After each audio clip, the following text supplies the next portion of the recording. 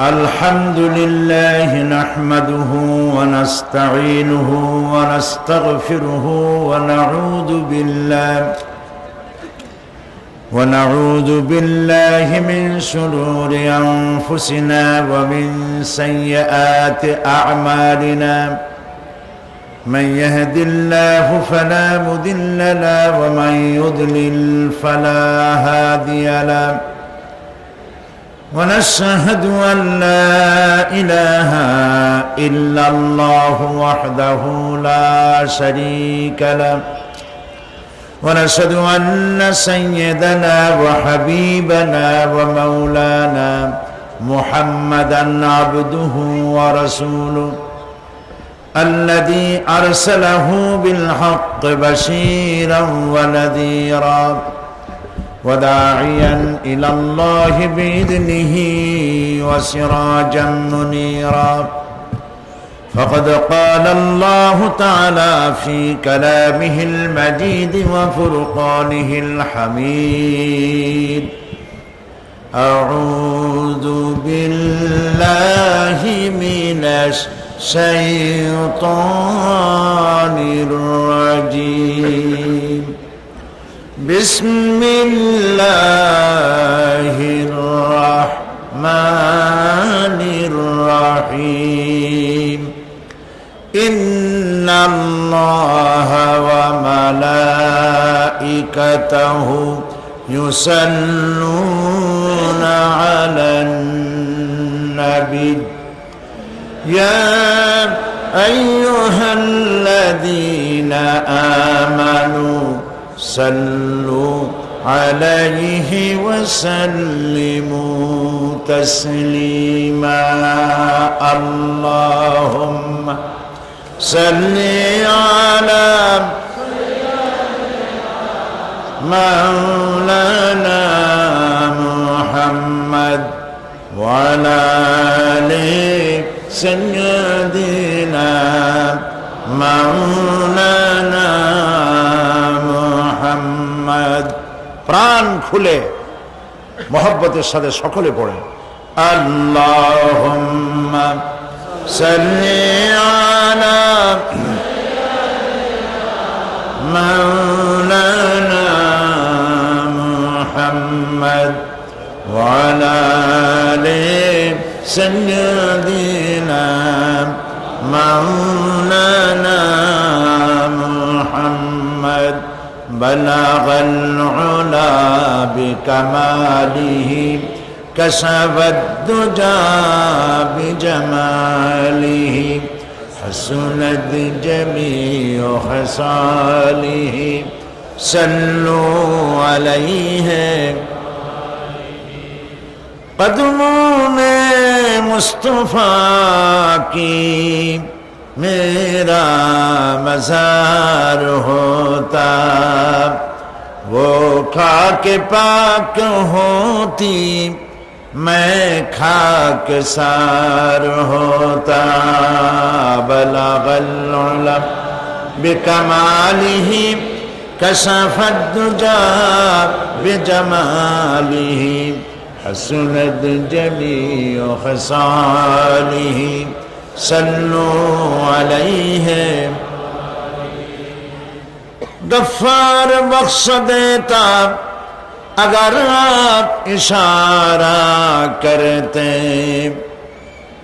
गफ्फार बख्श देता अगर आप इशारा करते मेरा जहाज़े सिया तूफान से पार होता बलगल उला बिकमालिही कशफद दुजा बिजमालिही हसनत जमीउ खसालिही सल्लू अलैहि अल्लाहुम्मा आमीन रब्बना ज़लमना أنفسنا وإن لم تغفر لنا وترحمنا لنكونن من الخاسرين أي الله رب العالمين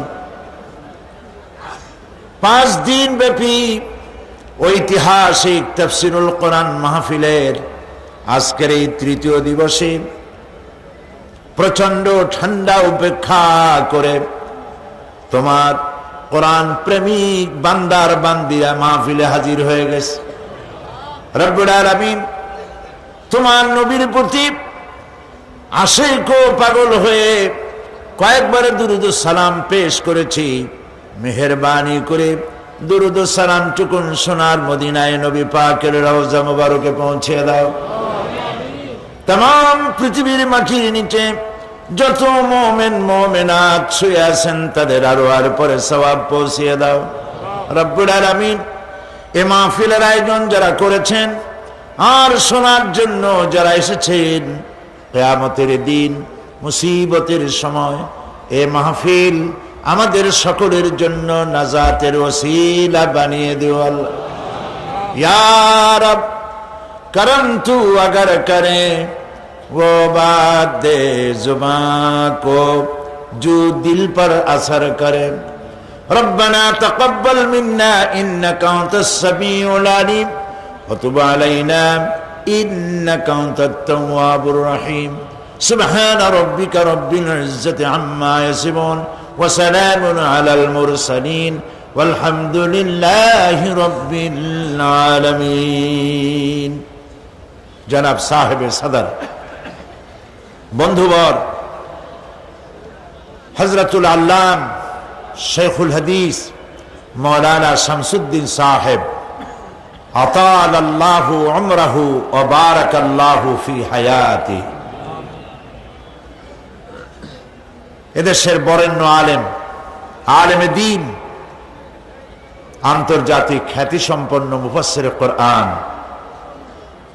शेखुल हदीस अल्लामा हजरत मौलाना अबुल कासिम मोहम्मद सिफातुल्लाह दामत बरकातुहुल आलिया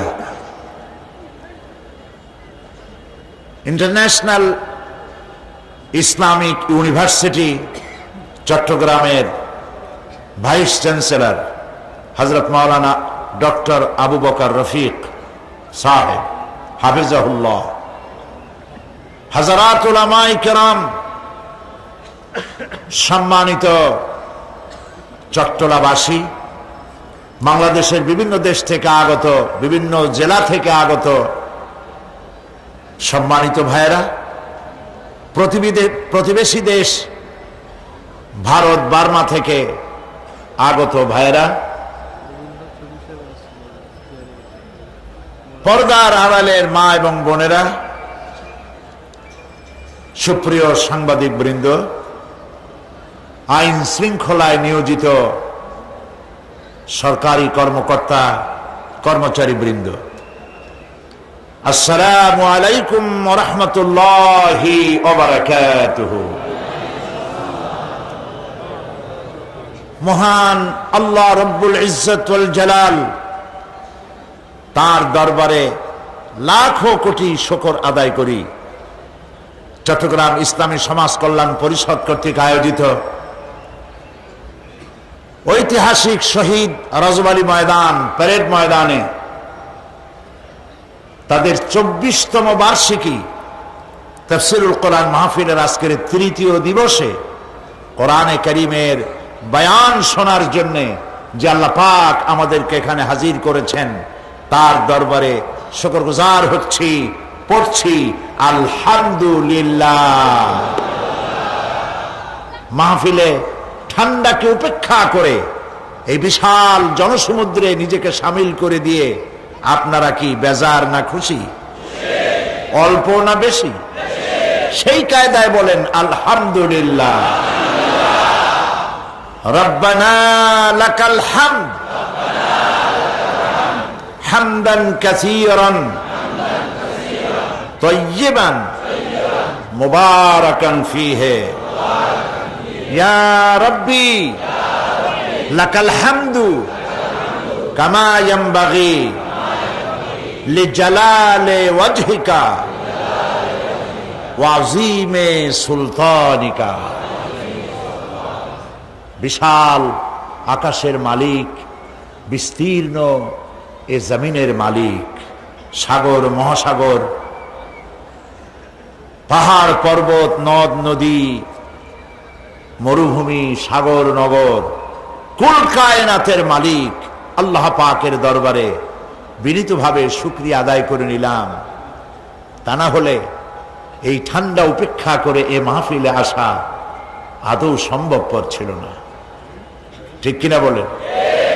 চেষ্টা করুক তো বাংলাদেশের রাজনৈতিক দলগুলি একত্রিত হয়ে এই রাতের বেলায় বিরিয়ানি খাওয়াবার নাম করিয়াও এই লোকগুলি একত্রিত করতে পারে কিনা?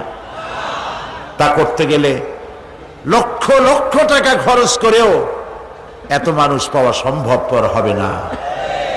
কারণ মানুষ খাওয়ার পাগল না, মানুষ পেটের খাদ্য দেওয়ার পাগল না, মানুষ রুহের খোরাক পাওয়ার জন্য পাগল। সেই রুহের খোরাকের নাম কোরআন। কোরআন কোরআন। দেহ তৈরি হয়েছে মাটি দিয়ে, দেহ তৈরি হয়েছে মাটি দিয়ে। আর দেহের খাদ্য আল্লাহ তৈরি করেছেন মাটিতে। কচু, কপি, শাক, সবজি, খাদ্যশস্য সব মাটির তৈরি। যেহেতু দেহ মাটির, খাদ্য মাটি। কিন্তু আমার ভেতরে একটা জিনিস আছে যেটা না থাকলে আমি বাঁচি না। সেটার নাম কি? রূহ। কোত্থেকে এলো এই রূহ?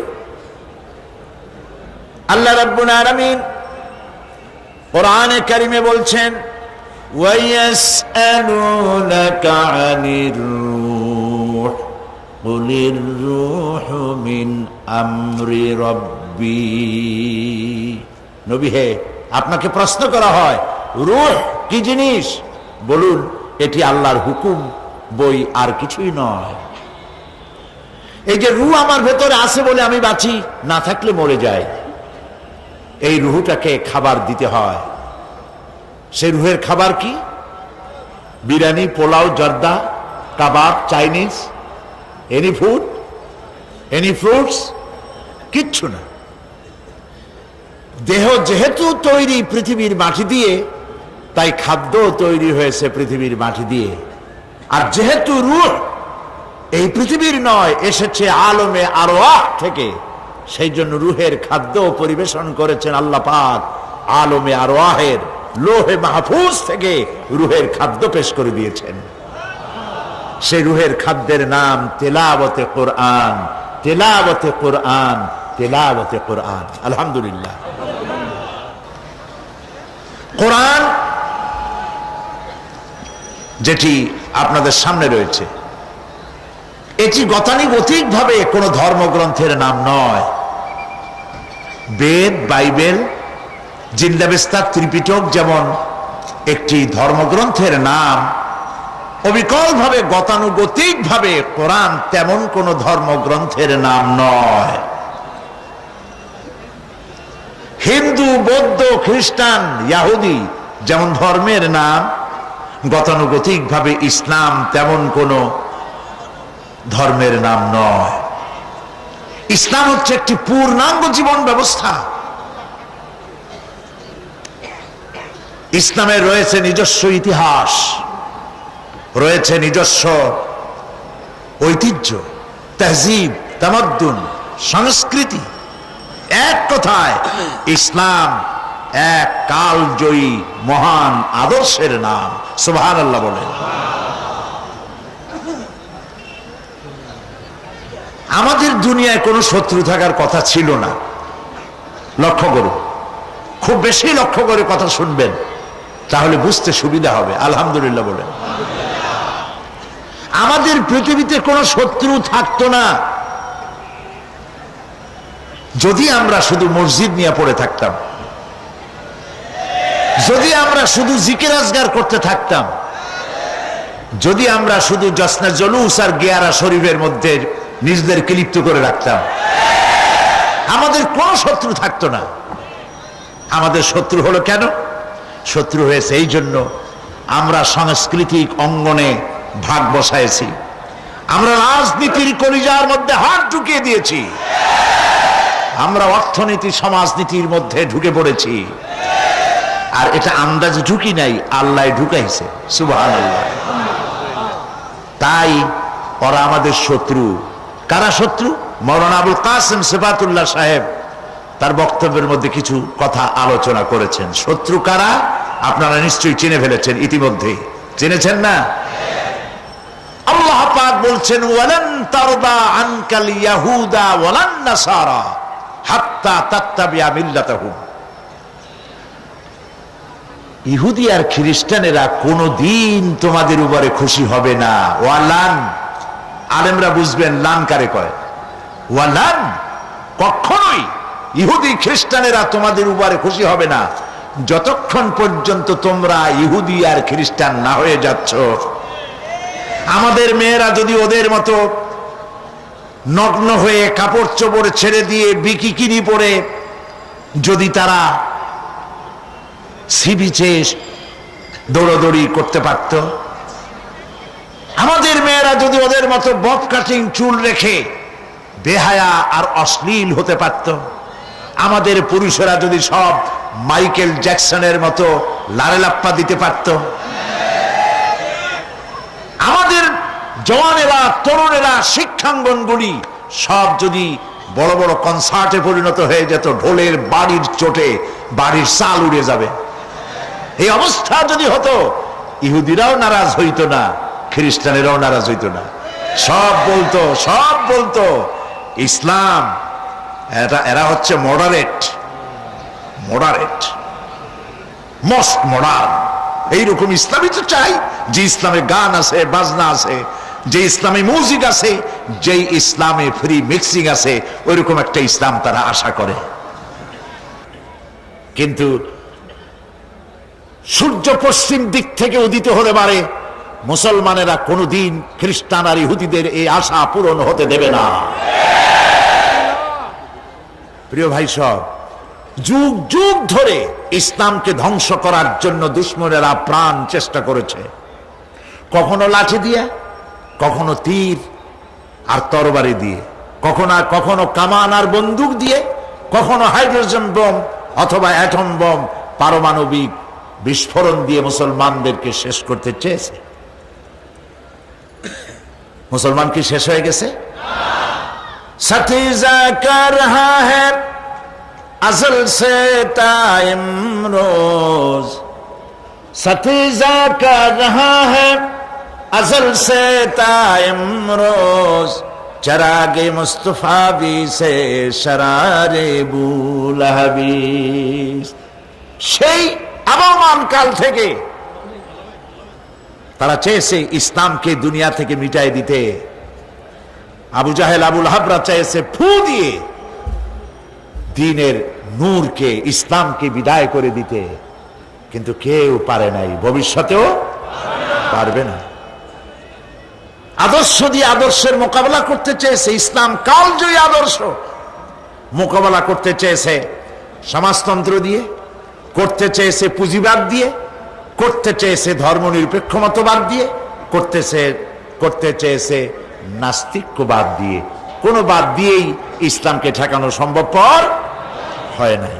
অতঃপর সমাজতন্ত্র আর কমিউনিজমের যখন পরাজয় ঘটল বিশ্বব্যাপী, তখন পৃথিবীর মানুষের গন্তব্য ছিল কেবলমাত্র ইসলাম, আর কোনো পথ ছিল না। ইসলাম ছাড়া আর তাদের কোনো গন্তব্য ছিল না।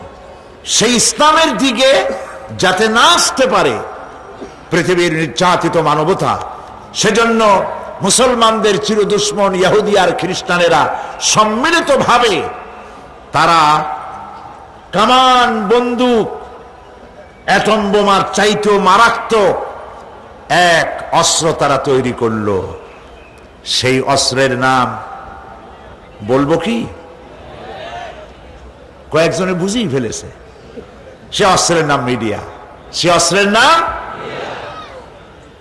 তাদের প্রচেষ্টায় গড়ে উঠল বিশ্বব্যাপী গুরুত্বপূর্ণ দুটো গণমাধ্যম। একটি হলো গ্লোবাল প্রিন্টিং মিডিয়া, আরেকটি হচ্ছে গ্লোবাল ইলেকট্রনিক মিডিয়া। বিশ্ববিখ্যাত সংবাদ সংস্থা রয়টার, এপি, এনা, এপি, সিনহুয়া, তাস, পিটিআই, ইউপিআই, যতগুলি নাম বললাম, পৃথিবীর নাম করা সংবাদ সংস্থা, এর একটাও মুসলমানদের হাতে নাই।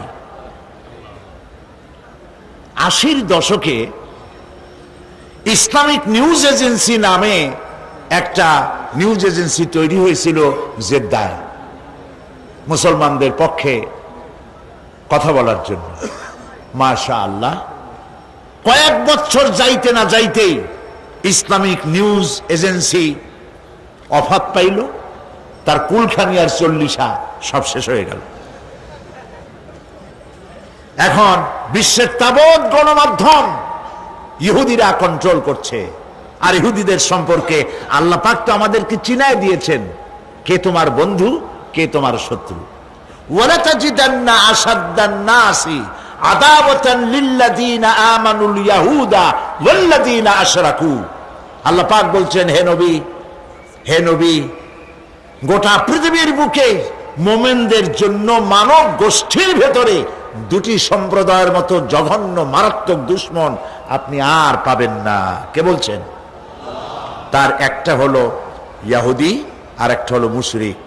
এই ইহুদি আর মুশরিক তারা মিডিয়াকে হাতে নিল, তিলকে তান বানাইলো। মিডিয়ার কাজই হচ্ছে তিলকে তাল বানানো আর তালকে অদৃশ্য করে দেওয়া। কথা বুঝতে পেরেছেন? এটাই হলো তাদের কাজ। এই মিডিয়ার মাধ্যমে বিশ্বের কোথাও কোনো বিস্ফোরণ হলে বলা হয় এটা করেছে কারা? বলেন, কারা করেছে? মুসলমান। টুইন টাওয়ার ভাঙছে কারা? মুসলমান। ওকলাহামায় বোমা ফুটাইলো কারা? বিমান ছিনতাই করলো কারা? বালি দ্বীপে বোমা ফুটাইলো কারা? শুধু বিদেশ না, আমাদের দেশেও বিগত বছরগুলিতে যারা ক্ষমতায় ছিলেন, আল্লাহর মেহেরবানিতে ওনারাও ওনাদের থেকে কোনো অংশে কম যান নাই। কোটালীপাড়ার বোমা, উদিচির বোমা, রমনা পার্কের বোমা, পল্টনের বোমা, নারায়ণগঞ্জের বোমা, শেষ পর্যন্ত ময়মনসিংহের বোমা, এসব বোমার জন্য আলেমরা দায়ী, মুসলমানেরা দায়ী। চট্টগ্রাম বাদ পড়েছে, তাই না? চট্টগ্রামের 8 মার্ডারের জন্য এই ইসলামপন্থীরা দায়ী। এই কথাগুলি নির্বিচারে মুসলমানদের বিরুদ্ধে, আলেমদের বিরুদ্ধে এই মিডিয়া প্রচার করে দুনিয়াব্যাপী মুসলমানদেরকে নিন্দিত করার চেষ্টা করেছে। এ ছিল প্রিন্টিং মিডিয়া। এর থেকেও মারাত্মক হচ্ছে ইলেকট্রনিক মিডিয়া, আরো মারাত্মক। সেটি হচ্ছে এই ইলেকট্রনিক মিডিয়ার মাধ্যমে এর প্রভাব এত ভয়াবহ, আকাশ সংস্কৃতির মধ্য দিয়ে তারা একচ্ছত্র তাণ্ডবে দুনিয়ার ইসলাম আর মুসলমানদেরকে লন্ড ভন্ড করে দিচ্ছে, অশ্লীলতার সয়লাব বইয়ে দিচ্ছে। মুসলিম বিশ্ব নিজ ঘরে অসহায় হয়ে আজ বসে আছে। এসব মিডিয়াগুলির মধ্যে রয়েছে CNN, BBC, star TV, GTV, DDI, ABCD, XYZ, অভাব নাই, অসংখ্য ইলেকট্রনিক মিডিয়া। এই মিডিয়ার বদৌলতে ইসলামের জঘন্য দুশ্মনেরা কাশ্মীর, ফিলিস্তিন কিংবা চেচেন মুজাহিদদেরকে তারা উগ্রবাদী আর সন্ত্রাসী বলে দুনিয়ার সামনে মৌলবাদী বলে নিন্দিত করার জন্য প্রাণ চেষ্টা চালিয়ে যাচ্ছে। ইহুদি খ্রিস্টানরা সার্বীয় সন্ত্রাসীদেরকে রুশ, রাশিয়ার শ্বেত ভল্লুক অথবা বিজেপির হায়নাদের অথবা অভিশপ্ত ইহুদিদের অকল্পনীয় সন্ত্রাসের বিরুদ্ধে তারা টু শব্দটাও করতেছে না, ঠিক কিনা? যত দোষ মুসলমানদের ঘাড়ে। সেই জন্য এক্ষেত্রে আমাদের দেশের বুদ্ধিজীবী যারা এবং বুদ্ধিজীবী নামের পরজীবী আর ভারতের উচ্ছিষ্ট ভোগী এক শ্রেণীর কলামিস্ট, ভারতের টাকায় পরিচালিত পত্রিকার মাধ্যমে বাংলাদেশকে মৌলবাদী দেশ, তালেবানি দেশ, উসামা বিন লাদেনের দেশ, এই সব কথা বলে পৃথিবীর সামনে হেয় প্রতিপন্ন করার জন্য আপ্রাণ চেষ্টা চালিয়ে যাচ্ছে। প্রিয় ভাই, সব ভূমিকা লম্বা করব না। দুঃখ এখানে, ইমানি শক্তির ঘাটতি থাকার কারণে বিশ্বে প্রায় 52টি মুসলিম দেশ থাকা সত্ত্বেও মুসলমানদের কাছে আজ মিডিয়া না থাকার কারণে তারা এতিম। বিশ্বের 51% সম্পদ এই মুসলমানদের হাতে আছে, কিন্তু মিডিয়ার ক্ষেত্রে তারা একেবারেই ফকির, গরিব, খয়রাতি, কিচ্ছু নাই তাদের। মুসলিম ধনী দেশগুলি ইচ্ছে করলে বিবিসির মতো, ভয়েস অব আমেরিকার মতো powerful radio centre, radio station এবং নিউজউইক, টাইম, রিডার্স ডাইজেস্ট অথবা হেরাল্ড ট্রিবিউনের মতো পত্রিকা বের করে এ সমস্ত কথার দাঁত ভাঙ্গা জবাব তারা দিতে পারত। সেজন্য আজ আমি প্রয়োজন মনে করি শক্তিশালী ইসলামী গণমাধ্যমে ইসলাম বিরোধী প্রচারণার মোকাবেলায় শক্তিশালী গণমাধ্যম অপরিহার্য। এই লক্ষ্যে ইসলামী দেশগুলোকে নিয়ে একাধিক সংবাদ সংস্থা অথবা ব্রডকাস্টিং কর্পোরেশন অসংখ্য পত্র পত্রিকা বের করে এগুলির জবাব দেওয়া যেতে পারে। মুসলমানেরা যদি এ পথে এগিয়ে না আসে, তাহলে এই বদনামের শিকার হতে হতে তাদেরকে একদিন শেষ হয়ে যেতে হবে। প্রিয় ভাই সব, আমি আজ জওয়ানদের, যারা যুবক সাংবাদিকতার মহান পেশায়, তাদেরকে এগিয়ে আসতে বলছি। আজকে সাংবাদিক যারা একটি মহান পেশায় তারা নিয়োজিত, এই বিশাল মাহফিল প্যারেড ময়দানের ভেতরেই আবদ্ধ হয়ে থাকতো যদি না সাংবাদিক ভাইয়েরা ঠান্ডাকে উপেক্ষা করে তারা রিপোর্ট তৈরি করে পত্রিকায় না দিতেন। পত্রিকায় দেয় বলেই গোটা চিটাগং জানে, বাংলাদেশ জানে, বাংলাদেশের বাইরে জানে। তবে এটা আমি জানি এবং বিশ্বাস করি সব পত্রিকা এটা দেবে না, কারণ তাদের কলিজা জ্বলে। এই মাহফিলের খবর যদি দেয় লালদিঘির ময়দানে একটা মিটিং হচ্ছে, শ্রোতার চাইতে মঞ্চে বক্তা বেশি, ওইটার খবর প্রথম পৃষ্ঠায়, ওইটা দিতে হবে। কিন্তু এইটা দেওয়া যাবে না, এইটা দিলে নেমো খারাপই হবে। যাদের পয়সা খায় ওদের পাঁচটা গোলাম, সেই জন্য পত্রিকাগুলি এগুলি দিতে চায় না। আল্লাহর রহমতে যেসব পত্রিকা এগিয়ে আসছে, আমরা দোয়া করব আল্লাহ পাক এসব পত্রিকাগুলির কাটতি, সার্কুলেশন সংখ্যা এবং মানুষের মহব্বত এইসব পত্রিকার প্রতি আল্লাহ বাড়ায় দিন, কোরআনের কারণেই বাড়িয়ে দিন। সুতরাং দেশের স্বাধীনতা, সার্বভৌমত্ব, অখণ্ডত্ব, সর্বোপরি জাতিসত্তাকে টিকিয়ে রাখার লক্ষ্যে মুসলিম যুবকদের সাংবাদিকতার মহান পেশায় এগিয়ে আসা উচিত বলে আমি মনে করি। যদি তা না করা হয়, তাহলে মানবতার বিরুদ্ধে অস্ত্রই শুধু সন্ত্রাসের হাতিয়ার হবে না, বরং তথ্য সন্ত্রাসও পারমাণবিক অস্ত্রের চাইতে ভয়ঙ্কর রূপ ধারণ করে ইসলাম এবং মুসলমানদেরকে ধ্বংসের পথে এগিয়ে নিয়ে যাবে। আল্লাহ সেই অবস্থা থেকে আমাদেরকে রক্ষা করুন, আমরা বলি আমিন। প্রিয় ভাই সব, কোরআন শুনতে এসেছি, আর কোরআন আমি শোনাবো বেমাশিয়াতিল্লাহ তাআলা, বিইজনিল্লাহ, বেফদলিল্লাহ। কোরআনের বিরুদ্ধে যতই সন্ত্রাস হোক, এর বিরুদ্ধে যতই অপবাদ হোক, অপপ্রচার হোক, কোরআনকে কেউ বন্ধ করতে পারবে না। সুবহানাল্লাহ বলে। আসেন শয়তানের ওয়াসওয়াসা থেকে আল্লাহর কাছে পানাহ চেয়ে নিয়ে যথারীতি আলোচনা শুরু করি। পড়েন আমার সাথে। আউযু বিল্লাহি মিনাশ শাইতানির রাজীম। বিসমিল্লাহির রাহমানির রহিম। বিতাড়িত মরদুদ শয়তানের ওয়াসওয়াসা থেকে আল্লাহর কাছে পানা চাই। পরম করুণাময় আল্লাহ রাব্বুল আলামিনের নামে শুরু করছি। কোন সূরা আলোচনা করতেছিলাম? সূরা আন-নাবা। গতকাল যেখান থেকে শেষ করেছি ওখান থেকে শুরু করছি।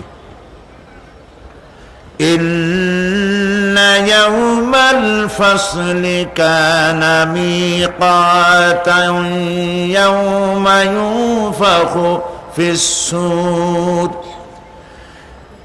يوم ينفخ في الصور فتأتون أفواجا وفتحت السماء فكانت أبوابا وسيرت الجبال فكانت سرابا সাদাকাল্লাহুল আযীম। ইন্না ইয়াওমাল ফাসলি কানা মিকাতা, নিঃসন্দেহে বিচারের দিনটি পূর্ব থেকেই নির্ধারিত হয়েই আছে। ইয়াওমা ইউনফাখু ফিস-সূর ফাতাতুনা আফওয়াজা, যেদিন সিংহায় ফুঁক দেওয়া হবে তখন তোমরা দলে দলে বেরিয়ে আসবে।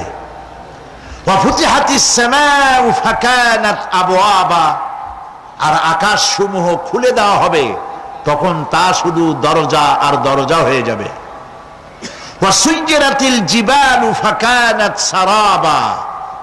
আর পাহাড় সমূহকে চালিয়ে দেওয়া হবে, ফলে তা মরীচিকায় পরিণত হয়ে যাবে। তেলাওয়াতকৃত আয়াতের এই হচ্ছে তরজমা। আমি শুরুতেই বলেছিলাম সূরা নাবা হচ্ছে, নবী করিম সাল্লাল্লাহু আলাইহি ওয়াসাল্লাম বলেছেন, কেউ যদি দুনিয়ায় বেঁচে থাকা অবস্থায় পরকালীন দৃশ্য চোখে দেখতে চায় সেজন্য সূরা আন-নাবা, সূরা আল-মুরসালাত, সূরা আন-নাজিআত, সূরা আল-ইনফিতার, সূরা আত-তাকবীর, এই সূরাগুলি যেন পড়ে, তাহলে কিয়ামতের দৃশ্য নিজ চোখে অবলোকন করতে পারবে। সুবহানাল্লাহ বলেন। পরকালীন জীবন সম্পর্কে কোরআন যেসব যুক্তি পেশ করেছে তা হলো আল্লাহর এসব কিছুই বিচক্ষণতার বাইরে ছিল না, লক্ষ্যহীন এবং নিরর্থক নয়। আল্লাহ পাক বলছেন, أفحسبتم أنما خلقناكم عبثا وأنكم إلينا لا ترجعون। তোমরা কি ভেবেছো যে তোমাদেরকে সৃষ্টি করা হয়েছে খামোখা আর তোমাদেরকে আমার কাছে ফিরে আসতে হবে না? এটাই কি মনে করেছো? ওই যে গতকাল বলেছিলাম, eat, drink and be merry, খাও, পান করো, ফুর্তি করো, এই দুনিয়ায় শেষ কথা, আমাদের আর মরে মাটির সাথে মিশে যাব, আর উঠতে হবে না। এরকম খামাখা আল্লাহ তোমাদেরকে সৃষ্টি করেছেন, তাই কি ভেবেছো? আল্লাহ রাব্বুল আলামিন কোরআনে কারীমের অন্যত্র বলেন, আয়াহসাবুল ইনসানু আইয়ুতরাকা সুদা, মানুষ কি ভেবেছে যে তাদেরকে নিরর্থক আমি সৃষ্টি করেছি? মোটেই না। ওয়ামা খালাকনাস সামাওয়াতি ওয়াল আরদা ওয়ামা বাইনাহুমা লাইবিন। আল্লাহ পাক বলেন, এই আকাশ আর জমিন আর এর মধ্যবর্তী যা কিছু আমি সৃষ্টি করেছি, কোনটাকে খেল তামাশার বিষয়বস্তু করে তৈরি করে নাই, নিরর্থক করে বানাই নাই। প্রত্যেকটি সৃষ্টির পেছনে বিচক্ষণতার দাবি হিসেবেই সৃষ্টি করা হয়েছে। বিরাট কারণ রয়েছে, খামোখা বানানো হয় নাই। এই পৃথিবীর একদিন শেষ হয়ে যাবে, এই বিশ্ব ব্যবস্থার একদিন পরিসমাপ্তি হয়ে যাবে। এই আকাশ থাকবে না, এই জমিন থাকবে না। বিশ্বাস করেন? আর যারা জবাব দিলেন না, বিশ্বাস করেন? আকাশ, জমিন, এ মানব গোষ্ঠী কিছুই থাকবে না, একদিন সব শেষ হয়ে যাবে। বিশ্ব ব্যবস্থার পরিসমাপ্তি কিভাবে ঘটবে কোরআনে কারিমে আল্লাহ রাব্বুল আলামিন পরিষ্কার করে বলে দিচ্ছেন। লক্ষ্য করো কেমনে এই পৃথিবীকে ধ্বংস করা হবে। আল্লাহ পাক কোন জিনিসকে গোপন রাখেন নাই, ওপেন সিক্রেট, সবগুলিকে খুলে খুলে আল্লাহ বয়ান করে দিয়েছেন। এই পৃথিবী আল্লাহ রাব্বুল আলামিন কেমনে ধ্বংস করবেন, কেমনে কিয়ামত হবে, বিশ্ব ব্যবস্থার পরিসমাপ্তি কেমনে হবে, আল্লাহ পাক কোরআনে কারিমে বলেন ইযাস সামাউ ফাতারাত ওয়া ইযাল কাওয়াকিবু তাসারাত ওয়া ইযাল বিহারু ফুজ্জিরাত ওয়া ইযাল কুবুরু বু'সিরাত। ইযাস সামাউ ফাতারাত, আকাশসমূহ বিদীর্ণ হয়ে যাবে, দীর্ণ বিদীর্ণ হয়ে যাবে। কাতাইয়িস সিজিল্লি লিল কুতুব, কিতাবের পৃষ্ঠা যেমন একটার উপরে একটা পড়ে, শুনতেছেন কথা, বইয়ের পাতা যেমন একটার উপরে একটা পড়ে, এভাবে উল্টাতে থাকলে অনুরূপ ভাবে আকাশ সমূহ একটার পর একটা বইয়ের পাতার মতো পড়ে ভেঙ্গে চুরে চুরমার হয়ে যাবে। সুবহানাল্লাহ। ওয়াইদাল কাওয়াকিবু তাসারাত, সমস্ত তারকাগুলি বিক্ষিপ্ত হয়ে পড়তে থাকবে। তারকা, আপনারা কি মনে করেন নাকি যে তারকাগুলি আতশবাজি যেমন ফুটকে ফুটকে ওঠে, ওই রকম কতগুলি ছিটকে ছিটকে পড়বে, চোখে দেখা যাবে, মাটির সাথে কিছুই পড়বে না, এরকম মনে করেন নাকি? তারকা সম্পর্কে আপনাদের ধারণা কি? বিশাল তারকা, কত তারকা, সমুদ্রের বেলাভূমিতে দাঁড়িয়ে বালুকণাগুলি, সমুদ্রের বালুকণাগুলি গোনা যদি সম্ভব হয়, আল্লাহর আকাশে কত তারকা গুণে শেষ করা যাবে না। এ তারকা এতটুক নয়, যতটুক আপনি দেখেন বিশাল তারকা, যে সূর্য পৃথিবীর চাইতে 13 লক্ষ গুণ বড়, এরকম 1.5 থেকে 2 অথবা 3 কোটি সূর্য খাইয়া পেটের মধ্যে হজম করতে পারে এমন হাজার হাজার বিলিয়ন বিলিয়ন তারকা আল্লাহ পাক গ্যালাক্সির মধ্যে পয়দা করে রেখেছেন। এগুলি যখন ছিটকে পড়তে থাকবে পৃথিবীর উপরে, ওয়াইদাল কাওয়াকিবু তাসারাত, সমস্ত তারকাগুলি বিক্ষিপ্ত হয়ে পড়তে থাকবে।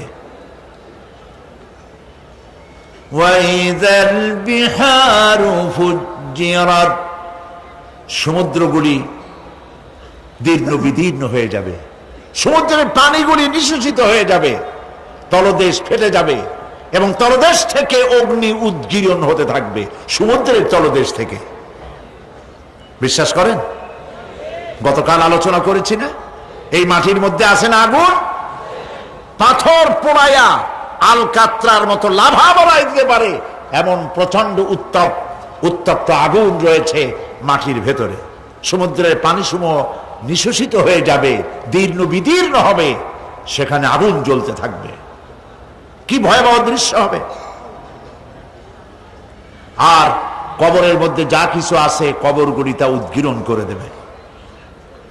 অন্য সূরার মধ্যে আল্লাহ পাক বলছেন ইযাশ শামসু কুমিরাত ওয়া ইযান নুজুমুন কাদারাত ওয়া ইযাল জিবালু সুজ্জিরাত, যখন সূর্যকে ঢেকে দেওয়া হবে,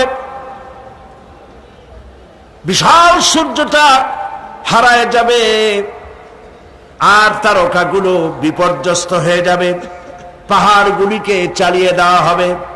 ফাইদান নুজুমু তুমিসাত ওয়া ইদাস সামাউ ফুরিজাত ওয়া ইদাল জিবালু নুসিফাত, যখন তারকা স্থিমিত হয়ে যাবে, তারকাগুলিতে কোনো আলো থাকবে না, আসমান বিদীর্ণ হবে, পাহাড় সমূহ উড়িয়ে দেওয়া হবে। সুবহানাল্লাহ, পাহাড়গুলি উড়ায় দেওয়া হবে।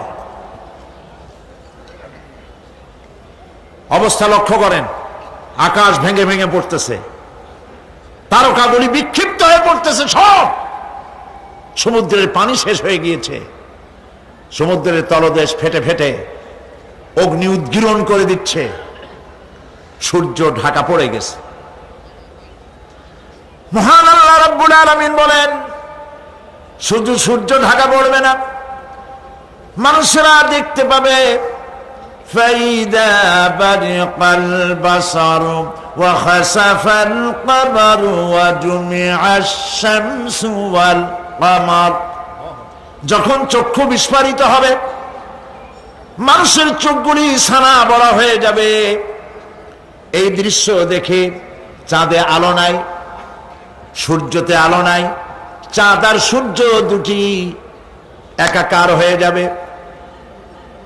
আল্লাহ পাক বলছেন, ওয়া হুমিলাতিল আরদু ওয়াল জিবালু ফাদুক্কাতা দাক্কাতান ওয়াহিদা। জমিন আর পাহাড়গুলোকে এর মধ্যে সংঘর্ষ বাঁধিয়ে দেওয়া হবে, পাহাড়গুলি উঁচু করে মাটির উপরে আছাড় মারা হবে, একই আঘাতে পাহাড়গুলি চূর্ণ বিচূর্ণ হয়ে যাবে। সুবহানাল্লাহ। এই কথার মধ্যে কোনো ভুল আছে? কেবলমাত্র কাফের, বেঈমান তাদের কলিজায় কথা ভয়ের সৃষ্টি না করতে পারে। ইমামদারদের কলিজা ফেটে যাওয়ার কথা।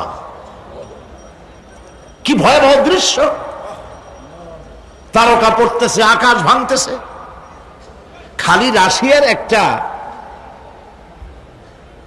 রকেট বহু বছর পর্যন্ত মহাশূন্যে উঠতেছিল, একদিন পত্রপত্রিকায় দেখতে পেলাম ওইটা ভাঙে পড়বে, ওইটার মেয়াদ শেষ হয়ে গেছে, ভাঙে পড়বে। বিশ্ব মহাচিন্তায় পড়ে গেল, কোন দেশে পড়বে? যদি কোনো দেশের উপরে পড়ে সে দেশ শেষ হয়ে যাবে, বিল্ডিং, মানুষ, স্থাপনা সব চূর্ণ বিচূর্ণ হয়ে যাবে, ভয়তে অস্থির। রাশিয়ার বিজ্ঞানীরা চেষ্টা করলো সেটাকে সরাইয়া কোন জমিনে যাতে না পড়ে মহাসমুদ্রে ভালাবার জন্য চেষ্টা করতে লাগলো। মনে আছে ঘটনা আপনাদের? পত্রপত্রিকা যারা পড়ে মনে থাকারই কথা। রাশিয়ার একটা রকেট, এটার কত বড় হবে? ওইটা ভেঙে চুরে পড়বে, সে ভয়তে দুনিয়া অস্থির। আর আল্লাহ পাক বলছেন, এতে কোনো সন্দেহ নাই, আকাশ একটার পর একটা ভেঙে চুরে চুরমার হয়ে পড়তে থাকবে, তারকাসমূহ বিক্ষিপ্ত হয়ে পড়বে, দরিয়া দীর্ণ বিদীর্ণ হয়ে যাবে, চন্দ্র আর সূর্য ধাক্কা লেগে একাকার হয়ে যাবে। চাঁদে আলো নাই, সূর্যে আলো নাই, অন্ধকার এক বিভীষিকাময় পূর্ণ হয়ে যাবে গোটা বিশ্ব। পাহাড়গুলো উঁচু করে মাটির উপরে আছাড় করা হবে, এক ধাক্কায় পাহাড়গুলো ভেঙে চুরে চুরমার হয়ে যাবে। সুবহানাল্লাহ। এই অবস্থা যখন, এই ভয়ঙ্কর পরিস্থিতি যারা লক্ষ্য করবে, আল্লাহ রাব্বুল আলামিন বলেন, মানুষেরা ভয় অস্থির হয়ে দৌড়দৌড়ি আরম্ভ করবে। ইয়াকুলুল ইনসানু ইয়াউমাইদিন আইনাল মাফার। মানুষেরা পাগলের মতো শুধু দৌড়াদৌড়ি করবে আর বলবে, পালাবো কোথায়, ভাগবো কোথায়, কোথায় যাব? আল্লাহ রাব্বুল আলামিন জবাবে বলেন, কাল্লা লা ওয়াজারা ইলা রাব্বিকা ইয়াউমাইদিনিল মুস্তাকার। কখনই নয়, ভাগবার জায়গা নাই, পালাবার জায়গা নাই। আল্লাহ রাব্বুল আলামিনের আশ্রয় ছাড়া কোনো আশ্রয় নাই।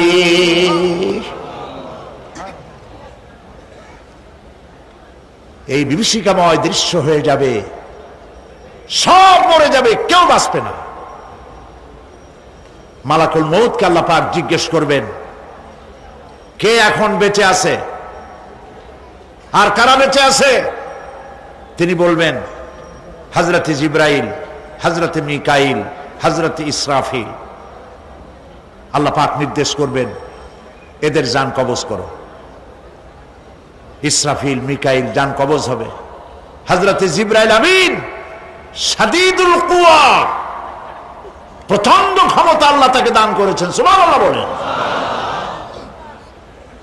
দুনিয়ার সব নবীদের কাছে বাণী বহন করে নিয়ে আসছেন পূর্ণ অথেন্টিসিটির সাথে।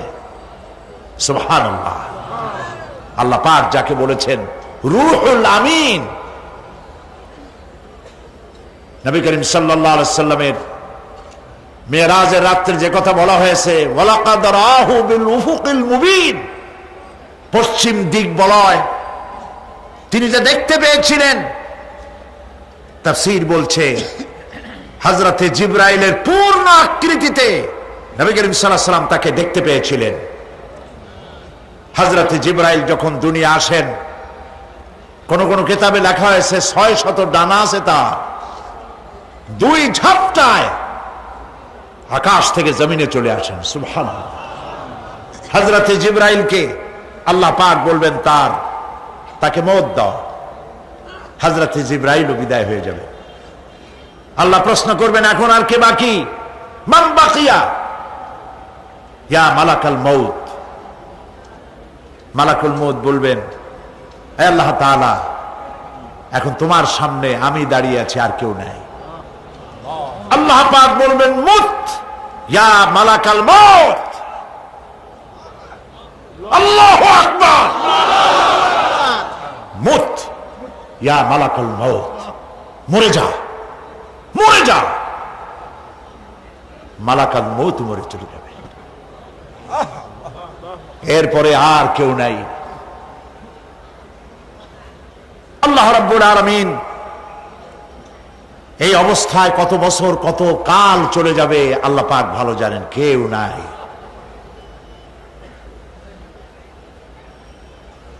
আজকের রাজত্ব কার? আল্লাহ প্রশ্ন করবেন, আজকের রাজত্ব কার? আল্লাহ পাক আওয়াজ দিবেন, বলবেন আজকের রাজত্ব কার? কোন জবাব নাই, আকাশের নাই, জমিনের নাই, আকাশও তো নাই, কারো কোনো জবাব নাই। আল্লাহ পাক বলবেন লিল্লাহি ওয়াহিদুল কাহ্হার। আজ একমাত্র রাজত্ব হচ্ছে পরাক্রমশালী আল্লাহ রাব্বুল আলামিনের। আল্লাহ পাক বলবেন ইয়া দুনিয়া আইনা শিজারুকি, হে পৃথিবী তোর গাছগুলা কই? ইয়া দুনিয়া আইনা জিবালুকি, হে পৃথিবী তোর পাহাড়গুলা কই? আইনাল জব্বারিন, স্বৈরাচারেরা কোথায়? কারো কোনো জবাব হবে না। আল্লাহ পাক এরপরে আবার মানুষগুলিকে জিন্দা করবে। সুবহানাল্লাহ। ওয়া ইযাল কুবুরু বু'সিরাত, যা কিছু মাটির মধ্যে লুক্কায়িত ছিল সবগুলি আল্লাহ পাক বের করে নিয়ে আসবেন। হাসরের ময়দান হবে, উপস্থিত হবে সমস্ত মানুষ, কেউ পলায় থাকতে পারবে না কোথাও। কুমিরে যারে খাইছে, বাঘে যারে খেয়েছে, আগুনে যারে পোড়াইছে, পানিতে যে ফসে গেছে, পোকামাকড়ে যারা খেয়েছে, কোনো পথ নাই। সবাই আল্লাহর দরবারে উঠবে, পায়ে জুতা নাই, মাথায় কাপড় নাই, পরনে কোনো কাপড় চোপড় নাই, উলঙ্গ উলাঙ্গিনী। উম্মুল মুমিনিন হযরতে আয়েশা সিদ্দিকা রাদিয়াল্লাহু তাআলা আনহা, নবী করিম সাল্লাল্লাহু আলাইহি ওয়াসাল্লামের জবান মোবারকে এটা শুনে কেঁদে ফেললেন।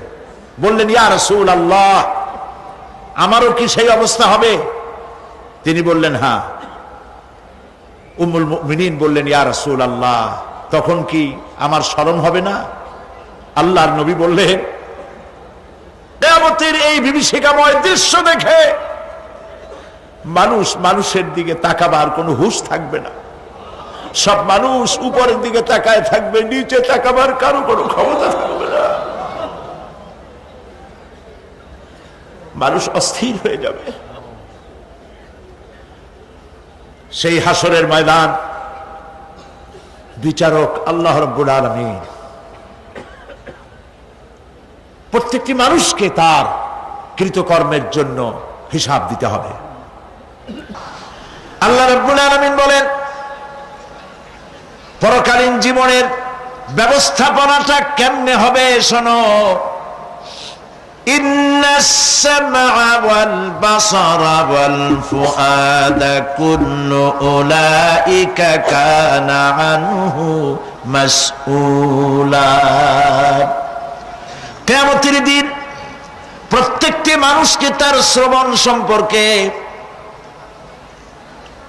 তার দৃষ্টি সম্পর্কে, আর অন্তঃকরণের কল্পনা সম্পর্কে প্রত্যেকটি ব্যাপারে আল্লাহ পাক জিজ্ঞাসা করবেন। কান দিয়েছিলাম, কি শুনেছো? যা শুনছো তা আমল করেছো কিনা? আমার নিষেধ করা জিনিসগুলি শুনছো নাকি? কানের জবাব দিতে হবে। কান আল্লাহ পাক দিয়েছেন, সুবহানাল্লাহ। আল্লাহ পাক দিয়েছেন কান। এই কান দুটো যার নাই, কান আছে শুনতে পায় না, কত বড় কষ্টে আছে সে। মানুষে চিল্লায় কথা কয়, সে বুঝেই না। আছে না এমন? এই কানের সম্পর্কে প্রশ্ন করা হবে, শ্রবণ সম্পর্কে, দর্শন সম্পর্কে প্রশ্ন করা হবে। যা দেখতে নিষেধ করেছি সেগুলো দেখছো নাকি? এ শুকরিয়া আদায় করেছো নাকি? দুটি চোখ, এ শুকর আদায় করা কি সম্ভব ভাই? আদায় করা সম্ভব? এই দুটি চোখ যদি না থাকতো, আমার গর্ভধারিণী মাকে দেখতে পারতাম না।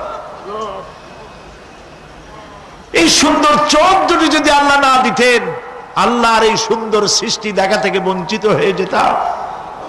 আল্লাহকে বলি, মনিব, হে বিশাল আকাশের মালিক, তুমি দয়া করে না চাইতে আমাদের শরীরে যা দিছো নিয়ামত, মৃত্যুর আগে ছিনায় নিও না।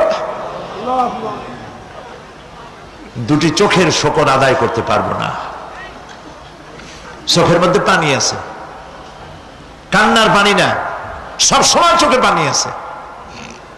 চোখে আমরা পলক দেই না? কত কুদরত আল্লাহ পাকের। এই পৃথিবীতে দিনে রাতে অসংখ্য পলুয়েশন, রোগ জীবাণু সমানে উঠতেছে। এখন যদি মাইক্রোস্কোপ যন্ত্র এখানে থাকতো, তাহলে দেখতেন এই পরিবেশটা কত দূষিত, কত পলিউশন, কত জাম। এগুলি নাকের মধ্যে দিয়ে পেটে যাচ্ছে, চোখের মধ্যে ঢুকতেছে। ক্রমাগত চোখের ভিতরে ধুলাবালি ঢুকবে, আর পরিষ্কারের কোনো ব্যবস্থা যদি না করা হয়, চোখের দৃষ্টি নষ্ট হয়ে যেতে পারে। এই জন্য আল্লাহ রাব্বুল আলামিন চোখের ভিতরে মেডিসিন রূপী এক প্রকারের পানি রেখেছেন, আর অটোমেটিক চোখের পাতা ওঠানামা করে প্রতি মুহূর্তে চোখকে ক্লিন করে দিতেছে। এই চোখ সম্পর্কে আল্লাহ রাব্বুল আলামিন প্রশ্ন করবেন, অন্তঃকরণ সম্পর্কে প্রশ্ন করবেন। জবাব দেওয়া সেদিন বড়ই কঠিন হয়ে যাবে। এই জন্য আল্লাহ রাব্বুল আলামিন দুনিয়াবাসীকে সতর্ক করে দিচ্ছেন। তিনি আরো বলছেন, ওয়ালাকাদ খালাকনাল ইনসানা ওয়া না'লামু মা তুওয়াসবিসু বিহি নাফসু ওয়া নাহনু আকরাবু ইলাইহি মিন হাবলিল ওয়ারিদ। মানুষ সৃষ্টি করেছি আমি, তার অন্তঃকরণে কি চিন্তা হয়, কি কল্পনা হয় তাও জানি আমি। আর আমি আমার বান্দার যেই সাহারাগের উপরে মাথাটা খাড়া আছে, এই রোগের চাইতেও আমি বান্দার বেশি নিকটে। আল্লাহ পাক গোপন রাখেন নাই, বলে দিচ্ছেন আমি কিন্তু এখানে আছি। সুবহানাল্লাহ। আচ্ছা বলেন তো আল্লাহ কোথায় আছেন? এটি একটি মুশকিলের প্রশ্ন। সাধারণত লোকেরা বলে আল্লাহ সব জায়গায় আছে। এই কথা, এই জবাব সঠিক নয়। আকীদা সাফ হতে হবে। আল্লাহ সব জায়গায় আছে এই কথা সঠিক নয়। যদি আল্লাহ সব জায়গায় থাকেন, তাহলে দুনিয়ার সব জায়গা ভালো না, কিছু কিছু খারাপ আছে। তাহলে খারাপ জায়গায়ও থাকতে হয়। নাউযুবিল্লাহ বলেন। আল্লাহ কোথায় আছে এই প্রশ্ন আল্লাহরই করি। সওয়ালে মুকাদ্দারের জবাব, পৃথিবীর মানুষ আল্লাহকে প্রশ্ন করবে তুমি কোথায় আছো? রব্বুল আলামিন প্রশ্ন করার আগে জবাব দিয়ে দিয়েছেন, আর রাহমানু আলাল আরশি ইস্তাওয়া। আল্লাহ পাক আরশে আজিমে আছেন। কোথায় আছেন বলে? এক আঙ্গুল আকাশের দিকে উঁচু করে বলেন, আল্লাহ কোথায় আছেন? আরশে আজিমে আছেন। সুবহানাল্লাহ। তবে আরশে আজিমে আছেন যে অবস্থা এমন নয় যে তিনি সাংঘাতিক রকমের কুয়াশার কারণে বাংলাদেশে কি হইতেছে তা দেখতে পান না। সে আল্লাহ রাব্বুল আলামিন সব কথা পরিষ্কার করে বলেছেন, আমি তোমার ঘাড়ের কাছে। তার মানে আল্লাহর ইলম, তার নজর, তার সামা এবং তার বাসার, তার দেখা, তার শোনা, তার ইলম সবটা আমাকে ঘিরে আছে, আমি তার বাইরে নাই। আল্লাহ মানুষকে সতর্ক করতেছেন, মা ইয়ালফিযু মিন কাওলিন ইল্লা লাদাইহি রাকীবুন আতীদ।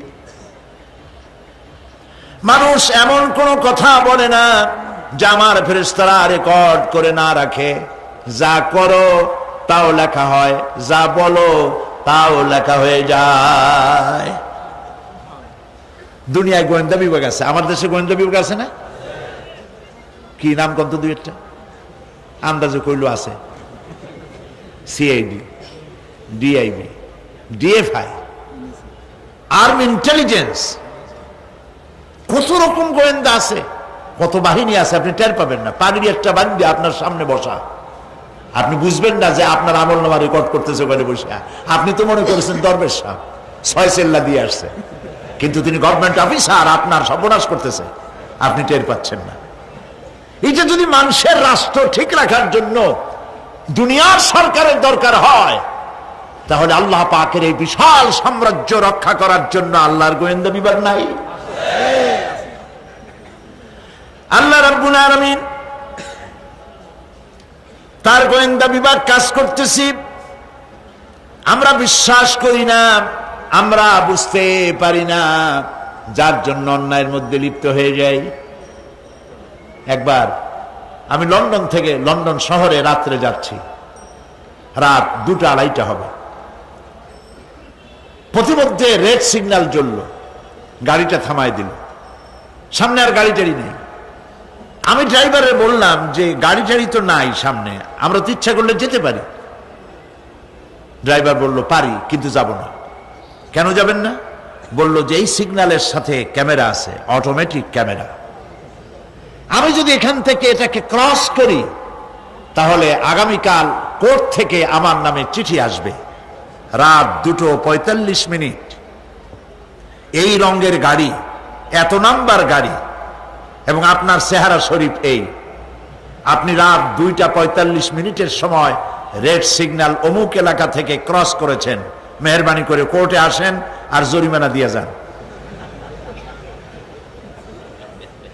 এই লোকটি এইখানে ক্যামেরা আছে, এটা চোখে দেখছে, সেই জন্য বিশ্বাস করলো। কিন্তু এই ক্যামেরায় স্ন্যাপ নেওয়ার জন্য কোনো ক্যামেরা ম্যান নাই, অথচ গাড়ি ক্রস করলেই, ওভার স্পিড করলেই ছবি তুলে ফেলবে। এই বুদ্ধিটা কে দিছেন?